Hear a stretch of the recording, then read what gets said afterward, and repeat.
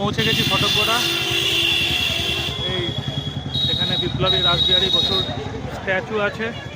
চন্দননগরের ভূমিপুত্র রাসবিহারী বসু। এই ফটকগোড়ার একটা সুন্দর মণ্ডপ। ঝাড় লণ্ঠনটা